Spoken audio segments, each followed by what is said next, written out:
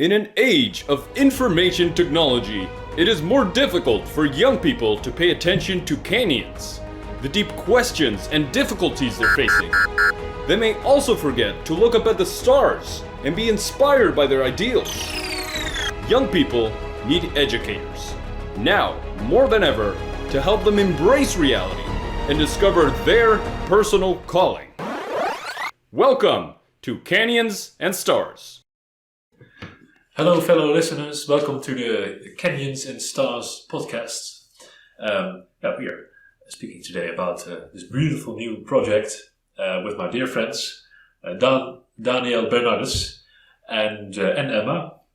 What's your surname? Oh, it's always a little tricky, maybe. Cohen de Lara. Cohen de Lara, yeah, it's a beautiful surname. You can say Cohen. That's his surname. It sounds a little Spanish. Exactly. Oh, that's beautiful. Yeah, Spanish background. Yeah. Wonderful. So, Emma, who are you exactly? Well, I'm a political theorist. I've been teaching in higher education for over 15 years now, both in the US and currently in Amsterdam, the Netherlands.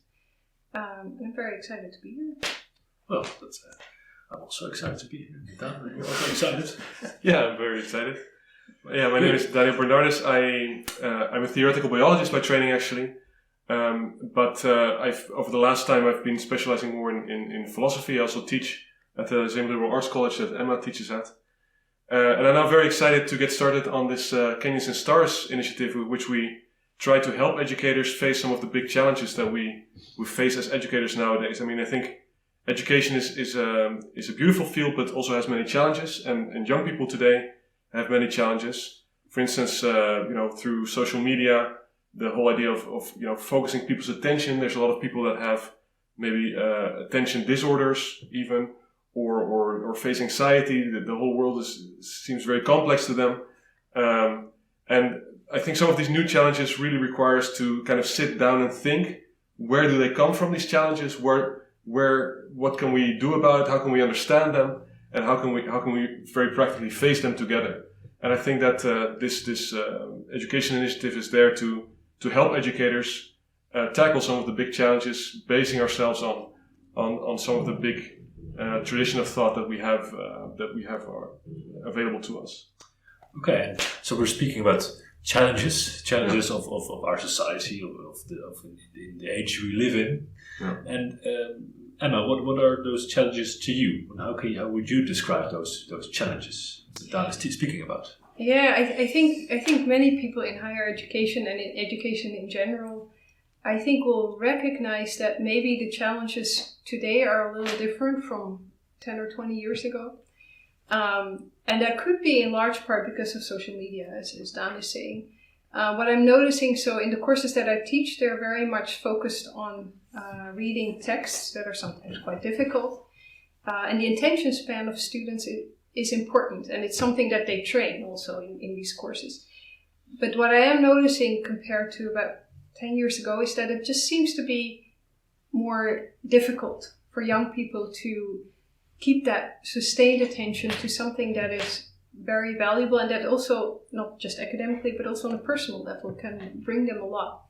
And so that I would say that is a challenge, and that could be caused by the social media. It could have other causes as well, but this is what we're noticing in our everyday teaching practice. Okay. And so when I hear Canyons and Stars, I think about the geography or natural sciences or something like this, but what does it mean? What is the context about it? So on the one hand, we clearly have a mission, and our mission is to really bring hope to young people. So first of all, face the reality of their own lives. I think we help young people a lot, and we help ourselves a lot if we really face reality. So that's the first thing we want to help people do. But then through facing reality, we also want to face the reality of ourselves, of our own life, and kind of discover what our mission is in life. And so there was a Jewish psychiatrist called Viktor Frankl, who wrote a very important book called The Meaning of Life, is it? Man's Search for Meaning, that's it. In which it's become, during the pandemic, it's become a bestseller again. And in this book he says, well, it's very important. So he talks about his experience in Auschwitz, right, which is very traumatic. But he sees that the people there that have that discovered their mission in life, they have the strength to pull through. And I think this is something we can do for young people to really help them discover what their personal mission is in life. But to do that is not easy. It requires a lot of different angles, and we're going to try and help young people, but also help educators help young people to find this meaning, which can pull them through the complex time that youth is, but especially also nowadays. Okay, and when we're talking about facing reality, what is facing reality to you, Emma? Well, maybe to go back to the metaphor of the canyons and stars, I think, through life you go through depths and you go through highs, and the stars also stand for something that you aspire to personally. And I think young people in particular, I mean, when you get older, at some point, generally, hopefully, you kind of see or are aware of what you want to accomplish in life. But when you're young, that is a big question. And so I think that's where we're hoping to help young people and educators helping young people. And what does that have to do with facing reality? Well, I think if you're looking for meaning, and if you're looking for what is my personal drive and my personal mission in life, then inevitably you will run up against reality. When I was 18, I kind of glorified the horseback riding. Okay. And I thought, well, who knows? But it is fun, horseback riding. It is a beautiful sport, yes. But the reality was different in terms of my talents and so forth. So I think that can also be a comforting idea that, well, there are certain constraints given who I am, where I'm at, and so forth. But within those constraints, what can be my personal mission that will help me flourish as a human being? Okay. Yeah, and I think Emma has taken up the canyons and stars metaphor a bit more, and I think there's even more to explore there, because there's the depths of the canyons, there's the stars, which are the big ideals. I think it's also beautiful that we try and really think about, what are universal ideals? So what are things for me personally, but what are some ideals that are kind of true for everyone? And so, for example, the very fact that we can think about things rationally and try to do so well, that could be maybe a more universal ideal.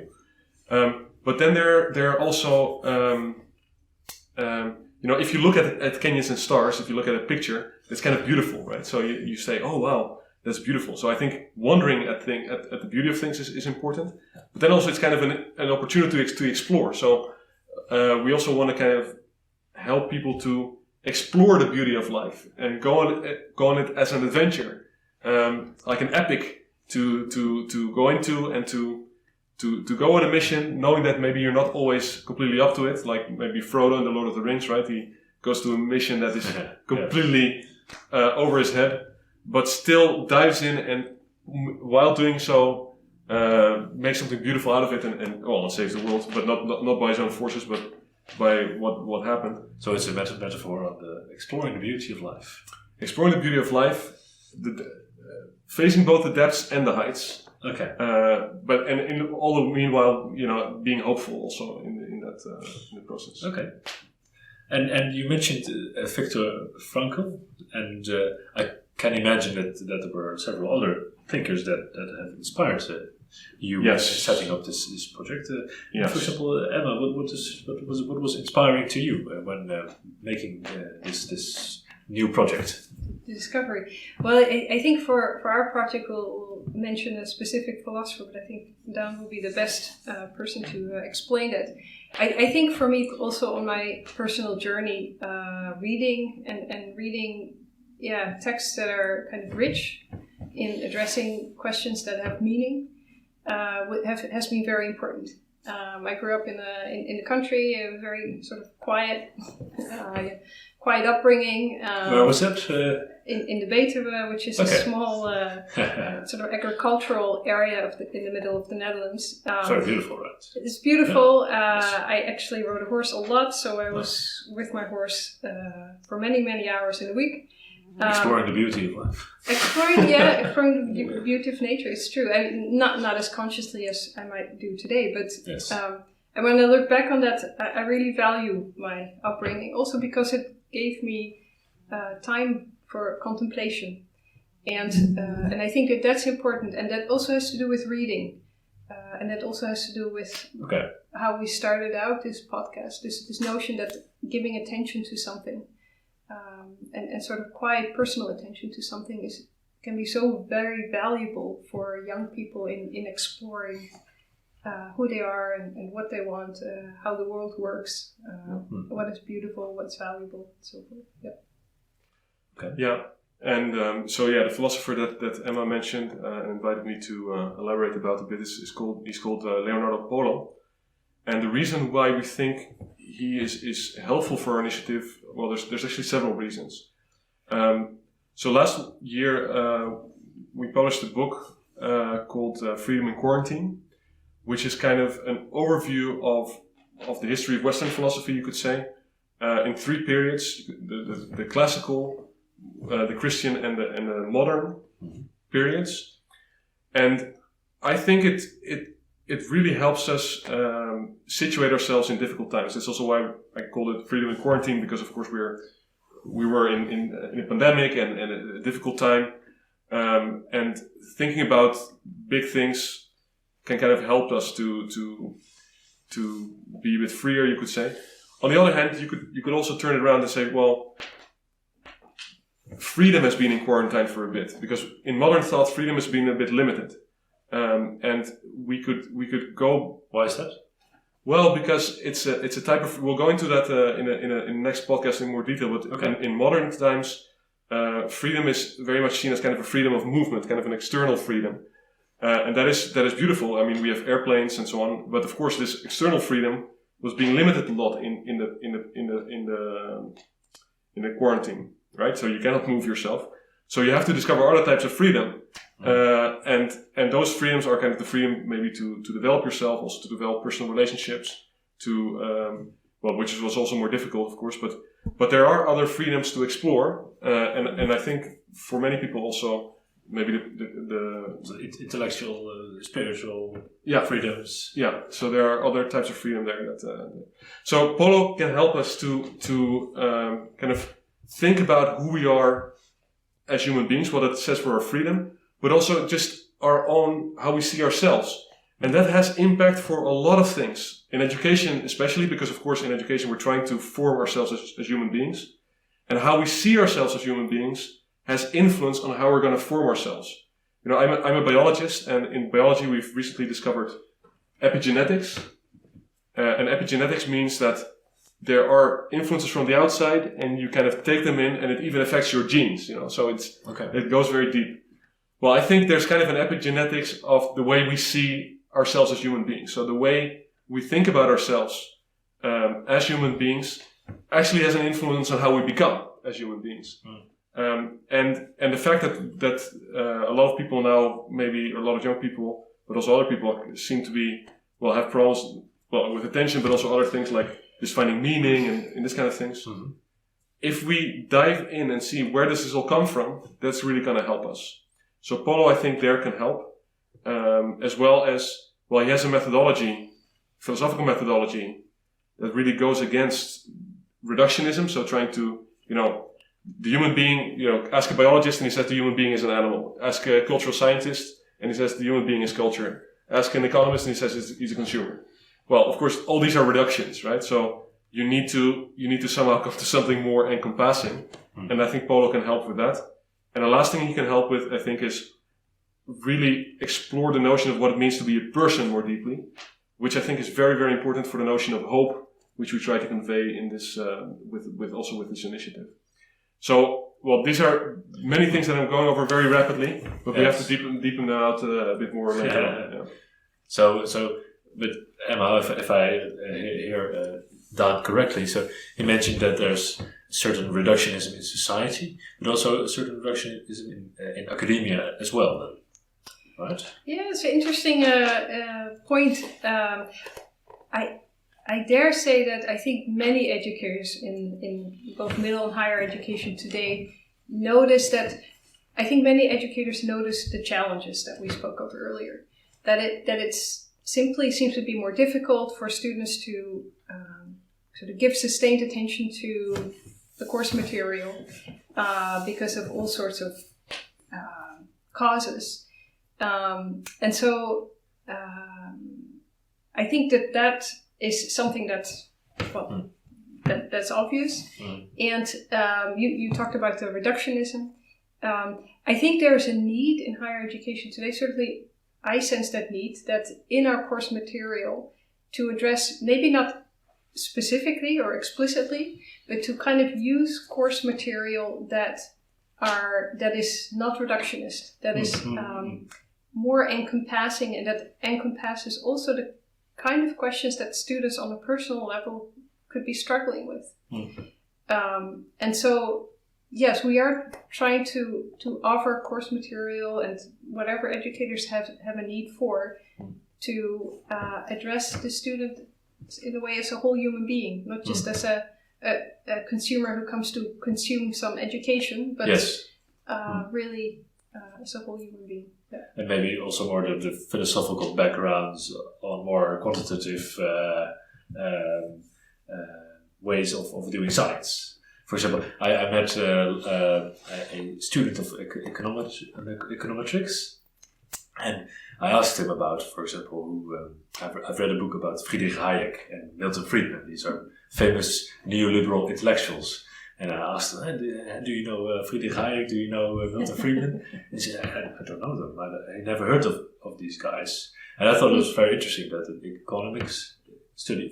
economics didn't know these important neoliberal thinkers. So one of the most, these were very influential in building our current economic system. Yeah. So that is a sign of some reductionism, that you only learn the calculus or the quantitative systems, but not the philosophical background that was the cause of it, or that was the basis of it, or helps it spread all over the world. That's a good point, and that it touches on an issue that's also very current, right, in higher education. That I think across the board we're noticing that to just teach a discipline strictly understood is maybe no longer sufficient. And what we say is that, well, the problems in the world today require, we often use the language of interdisciplinarity. Yes, require an interdisciplinary approach, which is very much fits with the Canyons and Stars initiative. You can also say it requires an integrated approach, right? So thinking about economics, you cannot just think about economics while ignoring the way society works, while ignoring the way people are, and so forth, and while ignoring where we want to go as a society and as a world. So so we very much hope to offer an integrated approach. I just want to also say that I don't want to attack the quantitative aspect of things, because I do think. So I'm a theoretical biologist by training, and I've always made mathematical models. And I think that's a very useful use of time. So I'm not I'm not saying that that's a bad thing. But of course, we are trying to address is indeed the reductionism. So only doing that, right? Which is what you were saying, or only looking at from one angle or another angle, and trying to get this all-encompassing view, which really goes towards the personal development of the student also. So this is I think where we want to go. No, that sounds very interesting. And before we switch to the practical side of the whole project, what are things that are going very well in education or academia or society today? What are the benefits of our current age?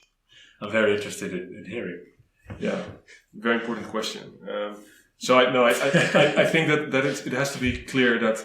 So we are not like modernity bashers or something like that. So in the sense that we really have to, I think, acknowledge that the progress that science has brought, the fact that we can get into an airplane and move around the whole world, that we can have record podcasts and videos and put them on YouTube and listen to each other all over the world. Those are great things, and we shouldn't be ungrateful, and we should be say, well, this is wonderful, and we should help people also be at ease in this world, and also to contribute to it in a way. But at the same time, we also see that it has generated a very complex world, and that means that we need to integrate that with a deeper reflection about what is this about and where we're going.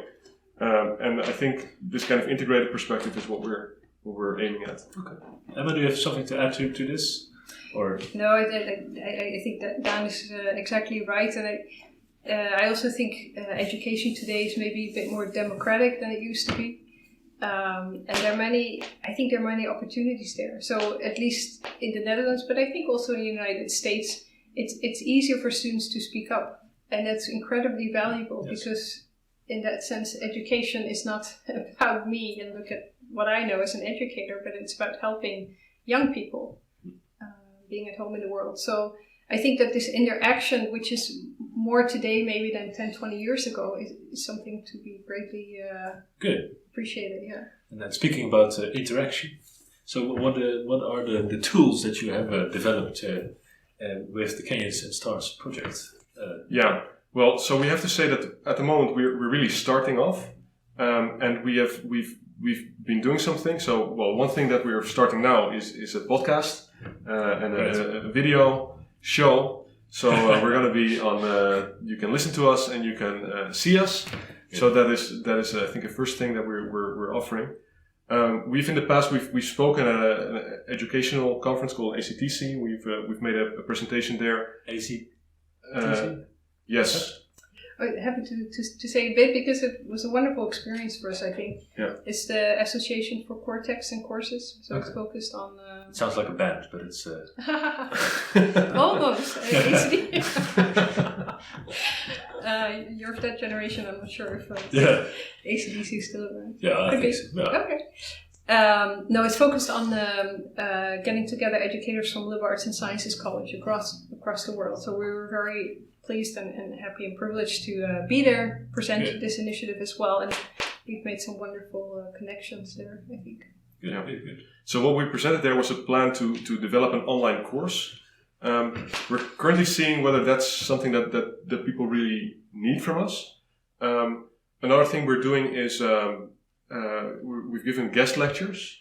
So we're going to give guest lectures, and I've also done a podcast with a school in the US, given a lecture there. So at the moment we're kind of doing small things, but what we're hoping to do is kind of to form a community of teachers, of educators. Parents are also welcome. So maybe our key focus is people that work in the classroom or work in the administration of schools. But then parents can also join in, and so we hope to talk to each other and see how the things that what form. So we have something to say, we have ideas to share, and we have a dialogue to start. We're looking kind of for the form in which we can best do that. So we kind of would like to invite educators to join in the conversation and say, well, would a guest lecture be most helpful to you? Would an online course be more helpful to you? So whatever form you think is best. So we're kind of in the process of finding that out. Okay. And we'd like to invite people to join the interaction. Also, by the way, if there's people that think, well, this is a great idea, we want to support this. We have set up a Patreon account. So if people want to support our work, that would be certainly very welcome also. Okay. And the listeners, can they also give some feedback or ideas for the project? Please. Okay, good. Yeah. In the comment section below, or sending us an email. Or in the details of the podcast details. Yes. Exactly. Okay, good. And Emma, what can we expect in future podcast episodes? Well, we're very, very excited, I think, to do a few podcasts on explaining the ideas of the philosopher that Dan mentioned, Leonardo Polo, since it's given us a great frame for looking at the tradition of text that we hope to also at some point offer in the course material or the teacher training courses or the guest lectures, etc., that we hope to develop. So that's how we'll start out, and we'll see where it takes us from there. Well, excellent. Looking forward to it. And, listeners, thank you for tuning in and for the first Canyons and Stars podcast. Thank you, Daniel, and thank you, Emma, for being here. And it was excellent. And fellow listeners, have a great day, and we'll see you on the next episode. This was Canyons and Stars. For more resources, visit canyonsandstars.org. If you would like to support our work, please go to canyonsandstars.org and click on Contribute. Or find us on patreon.com/canyonsandstars. Because young people need educators, now more than ever, to help them embrace reality and discover their personal calling. Canyons and Stars. Let's grow together.